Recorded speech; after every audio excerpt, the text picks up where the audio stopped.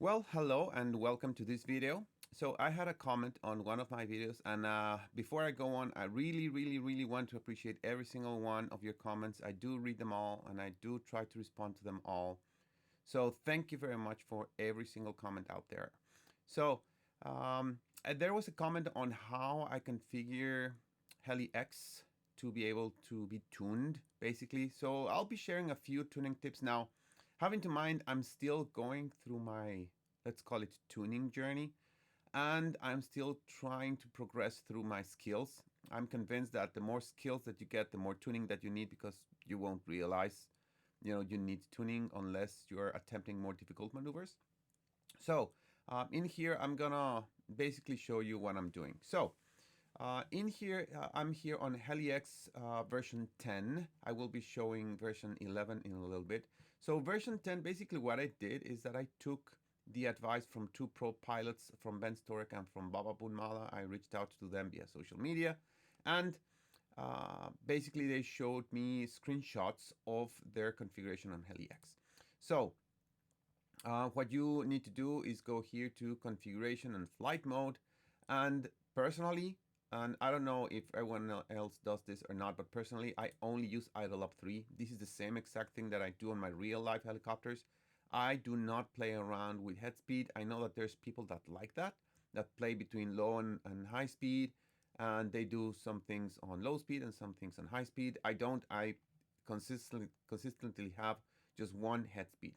So, so these are the values that I use for this helicopter.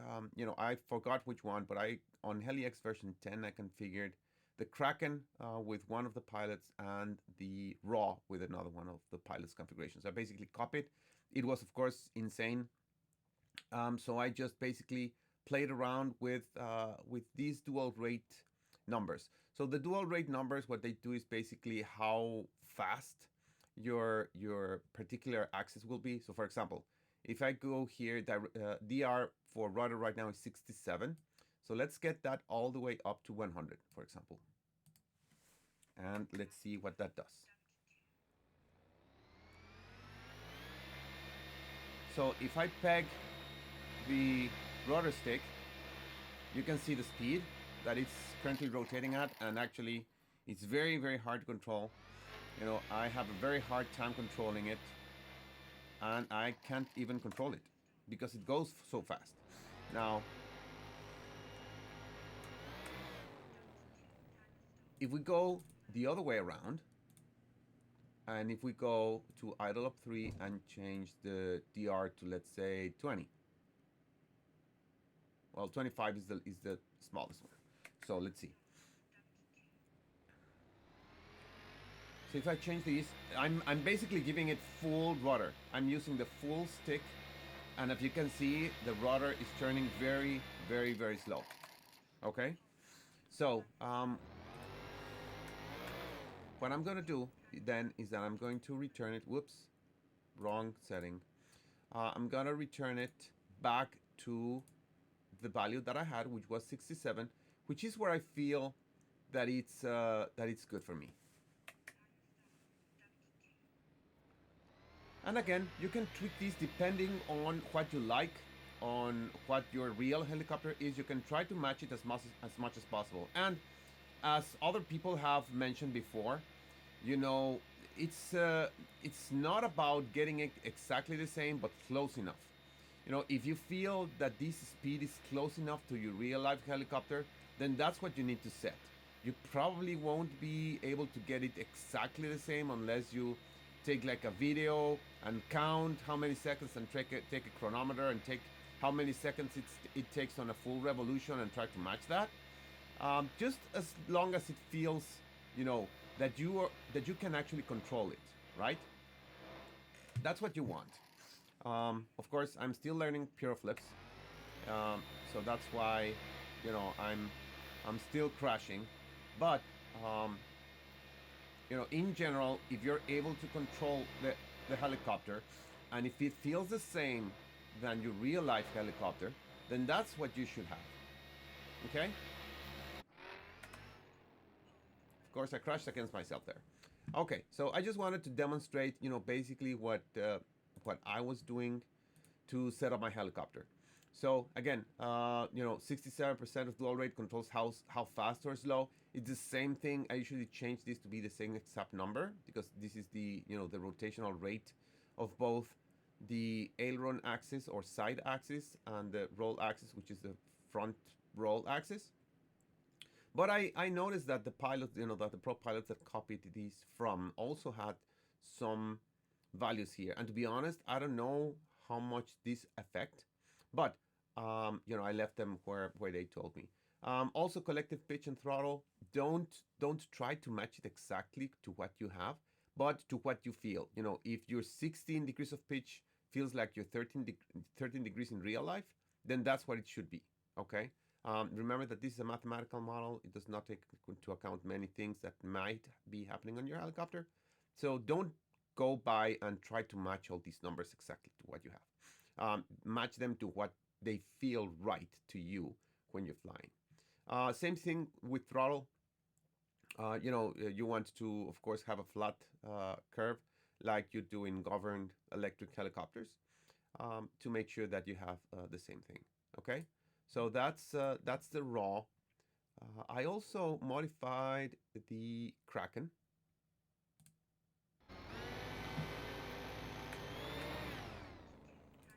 And the Kraken I copied from a different pilot. As you can see, the values are a little bit different in here, mostly on Nick and Roll. There were 75 and 75 on the other. And in here, I modified a little bit also the other values to make them feel, good to me. As you can see, actually, this tail is a little bit slower. Of course, it's 60 versus 67, so that makes sense.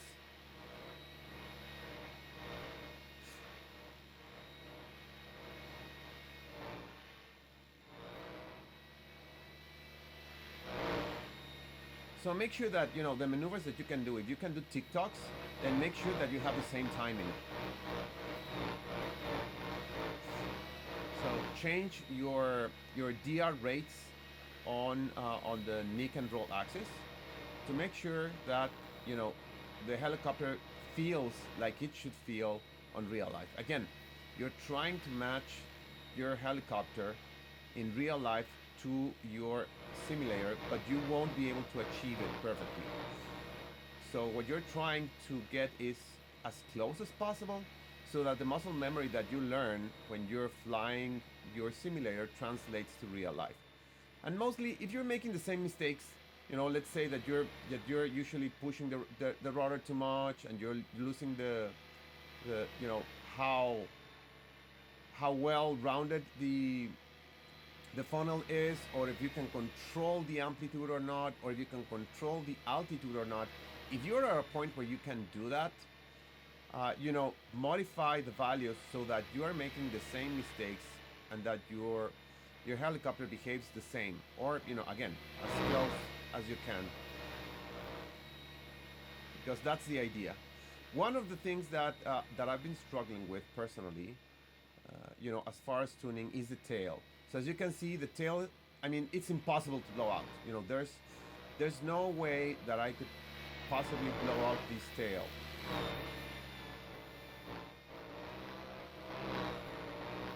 I can do all sorts of crazy stuff, and I will not be able to blow out that tail.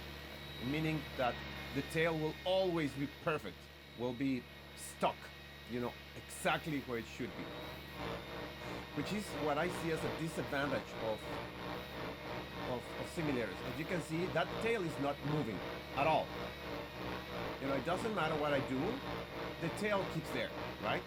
Just keeps there. It doesn't move unless I want it to move, right? Of course, if I push the rudder, then the tail will move. But if I don't, then the tail will not move. Even if you force it in like a, let's try to make this as strong as I can, with as much collective as I can. I'm trying to push full collective. So there's full collective, which is very hard to control. But my point is that this thing will not move. This tail is absolutely perfect, which is mainly my issue with my real life helicopters. I'm struggling to try to make sure that the tail is perfect. And also, you know, the other axis is perfect as well. You know, one test that I like to do on my real life helicopters is to do pitch pumps, see if the tail moves or not, or if you have any bobbles on the head.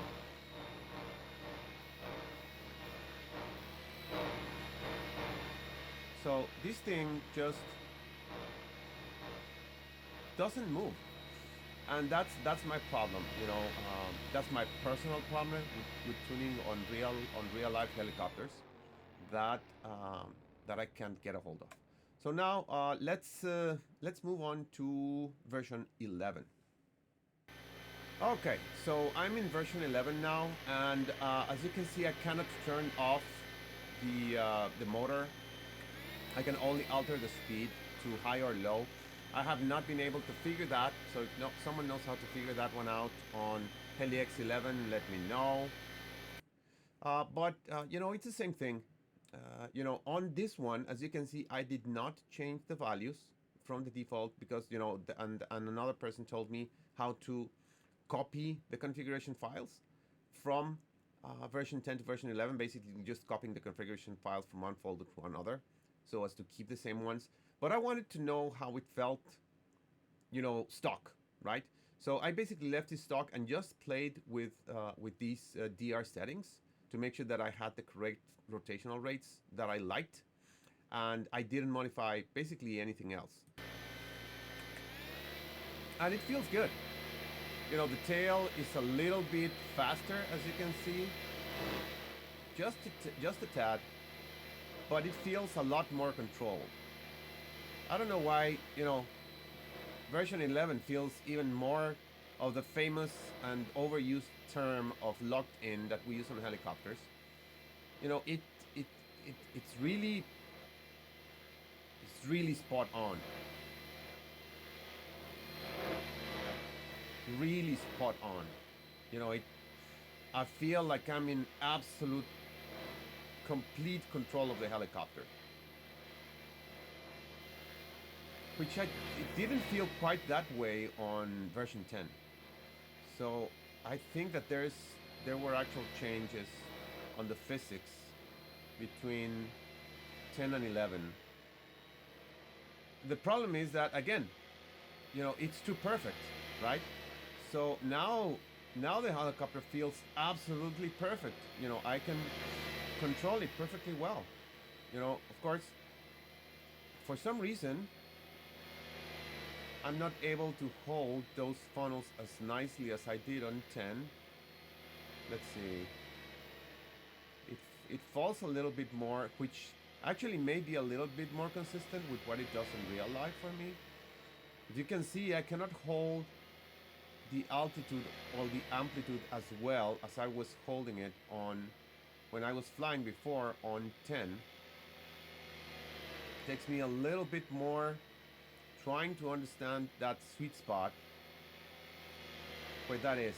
I do feel like maybe there's a little bit too little head speed or maybe a little bit too little pitch, which I think makes sense because now that I compared the two side by side, I think that that's the difference. It may not be the physics engine, but it may be my actual configuration of the helicopter. Okay, one other tip, you know, I basically had mentioned how to tune the tail, you know, with the speed that you want. You know, another thing, if you can do it, is continuous flips. You know, if you're able to do continuous flips in real life and the timing is all you're looking for. If you have the same timing, then that's good. If not, then again, you'll have to modify these values here on aileron and elevator to make sure that that you are able to do that timing when you're doing those flips. And you know, similar, this would mostly be with the elevator, which actually they changed it now from Nick to elevator, which is good. Elevator, they changed the name from elevator and aileron, which makes a lot more sense. So you know, elevator being the flips that I just did. I mean, elevator is the flips that I just did, the ones you know, that I was basically rotating the helicopter on the nose, and aileron would be on its side.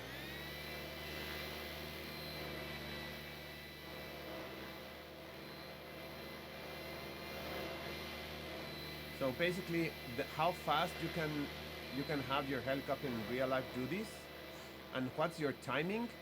You know, if it flips like that, and if you have like the same timing that you do on real life, then you're good.